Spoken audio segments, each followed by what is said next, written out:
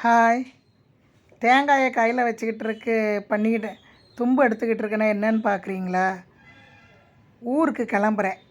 அதனால் தேங்காயை நல்லா உடச்சி சின்ன சின்ன துண்டாக கீறி வச்சிக்க போகிறேன். இப்போ என்கிட்ட 2 தேங்காய் இருக்குது. அதை எப்படி இப்போ அப்படியே வச்சுட்டு போனாலும் அழுகி போயிடும். நான் வர்றதுக்கு ஒரு 15 நாள் ஆகும். அதனால் தேங்காயை சின்ன சின்ன துண்டாக கீறி ஒரு பாத்திரத்தில் தண்ணியில் உள்ளே வச்சிருவேன். இது ஊருக்கு தான் போகணுங்கிறது இல்லை, நீங்கள் வீட்டிலையே உங்களுக்கு ஒரு 4 தேங்காய் 5 தேங்காய் மீதி இருந்தால் இதே மாதிரி சின்ன சின்ன துண்டாக கீறிடுங்க.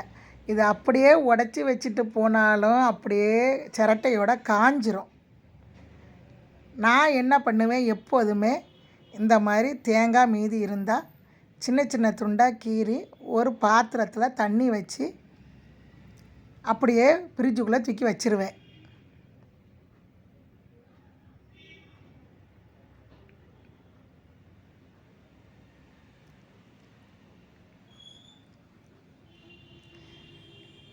ரெண்டு தேங்காயும் கீறியாச்சு.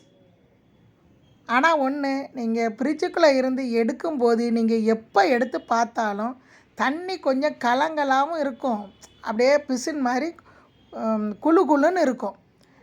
நம்ம தண்ணியை மாற்றிக்கணும்.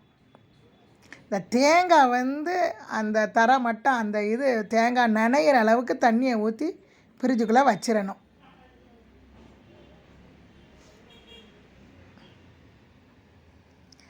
நான் ஃப்ரிட்ஜுக்குள்ளே வச்சுட்டு போனேன்னா ஒரு 20 நாள் கழித்து தான் நான் ஊர்லேருந்து வருவேன். எடுத்து பார்த்தா எனக்கு அப்படியே இருக்கும்.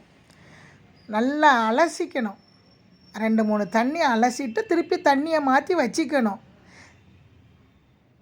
தேங்காய் விற்கிற விலையில் நம்மெல்லாம் இதை யார்கிட்டையும் கொடுத்துட்டா போக முடியும்? நான் மீதி இருக்க தேங்காயெல்லாம் நான் இப்படி தான் பண்ணி வச்சுட்டு போயிடுவேன்.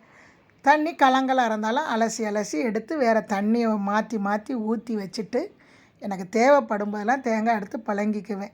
20 நாள் கழித்து 30 நாள் கழித்து இந்த தேங்காய் பழங்குறமேன்னு நினைக்காதீங்க. தேங்காய் சட்னியே வைங்க, அவ்வளவு சூப்பராக இருக்கும். நீங்கள் பண்ணி பாருங்கள், உங்களுக்கு யூஸ் ஆகும்.